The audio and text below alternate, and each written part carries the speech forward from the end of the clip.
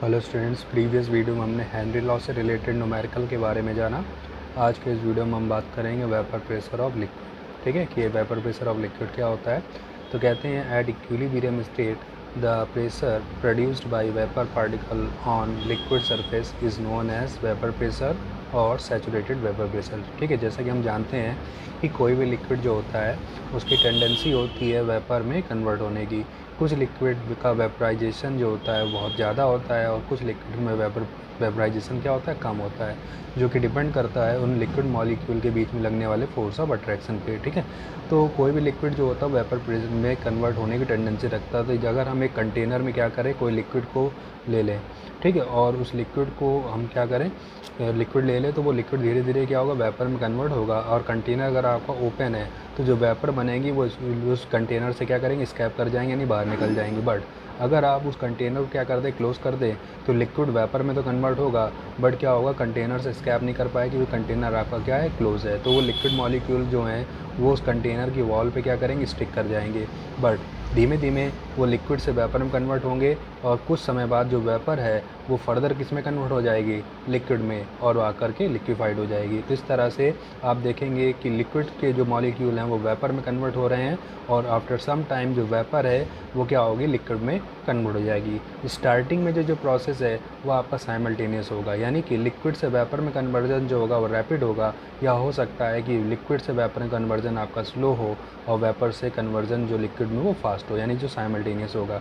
But after some time आप क्या देखोगे कि जितनी क्वांटिटी लिक्विड से वेपर में कन्वर्ट हो रही है उतनी ही क्वांटिटी उतने ही टाइम में वेपर से किस में कन्वर्ट हो जा रही है, लिक्विड में।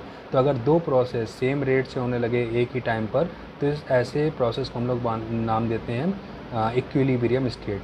यानी इस इक्विलिब्रियम स्टेट पे आप क्या देखोगे कि जो लिक्विड वेपर में कन्वर्ट हुआ है, तो वेपर यानी गैस का काम क्या होता है, प्रेशर को जनरेट करना जहाँ पर वो स्टोर करी गई है।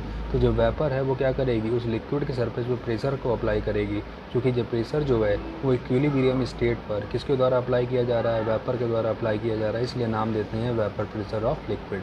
तो वही यहाँ पर कहते हैं at equilibrium state the pressure produced by vapour particle on liquid is known as vapour pressure और सैचुरेटेड वेपर प्रेशर। यानी लिक्विड से वेपर में कन्वर्जन होने पर जब उनके बीच में इक्विलिब्रियम स्टेट इस्टेब्लिश हो जाती है, तो उस समय जो वेपर प्रोड्यूस करती है प्रेशर लिक्विड पे, उसी को नाम दिया गया है वेपर प्रेशर। यानी लिक्विड से वेपर में कन्वर्जन होना वेपोराइजेशन कहलाता है और वेपर से लिक्विड में कन्वर्जन होना लिक्विफिकेशन कहलाता है। और जब ये दोनों स्टेट सेम रेट से होने लगता है प्रोसेस, तो उसको हम लोग नाम देने लगते हैं इक्विलिब्रियम स्टेट। ठीक है, और इस स्टेट पे जो प्रेशर जनरेट होगा उसे नाम देते हैं सैचुरेटेड वेपर प्रेशर या वेपर प्रेशर ऑफ लिक्विड।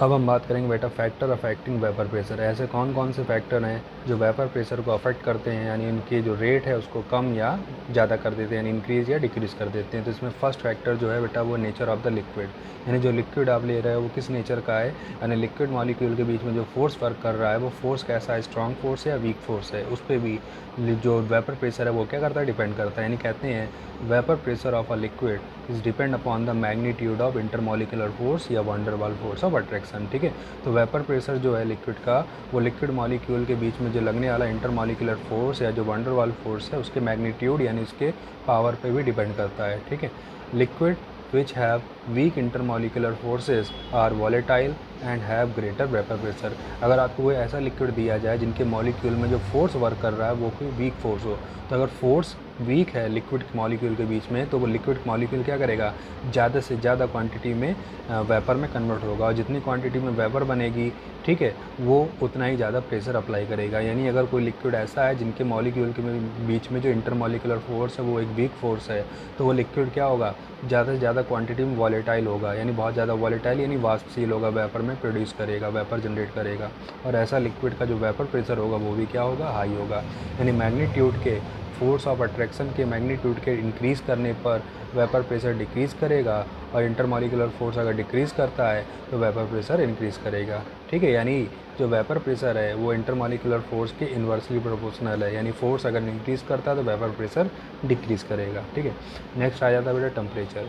तो टेम्परेचर से वेपर प्रेशर में क्या इफेक्ट पड़ेगा, जैसे कि आप जानते हो जब भी किसी लिक्विड को हम लोग हीट करेंगे तो हीट करने पर वो लिक्विड क्या होगा, वेपर में कन्वर्ट होगा, और जितना ज़्यादा टेम्परेचर हम इंक्रीज़ करेंगे उतना ज़्यादा वो वेपर को प्रोड्यूस करेगा, और जितनी ज़्यादा वेपर बनेगी उतना ही ज़्यादा वेपर प्रेशर होगा। इसका मतलब जो वेपर प्रेशर है लिक्विड का वो टेम्परेचर पर डिपेंड करता है और टेम्परेचर के डायरेक्टली प्रोपोर्शनल होता है, और टेम्परेचर इंक्रीज़ करने पर वेपर प्रेशर भी इंक्रीज़ करेगा।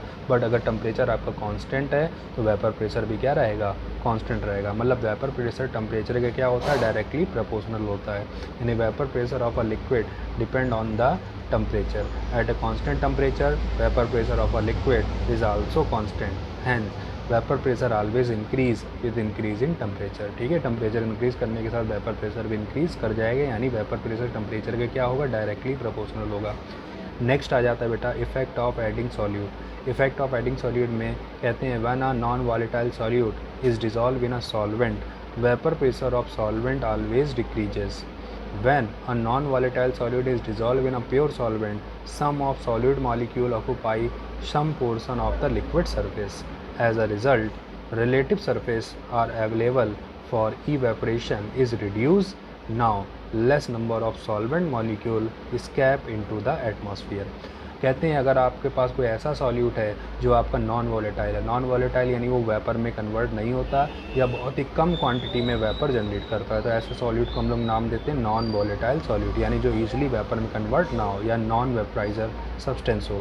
तो कहते हैं जब ऐसे सब्सटेंस को हम लोग किसी सॉल्वेंट में ऐड करते हैं तो सॉल्वेंट में ऐड करने से उसका वेपर प्रेशर जो है वो क्या करता है, रिड्यूस कर जाता है। ऐसा क्यों है, क्योंकि जो आपका सॉल्यूट है वो क्या करता है, उस सॉल्वेंट मॉलिक्यूल के बीच में जो गैप है उसको कवर कर देता है।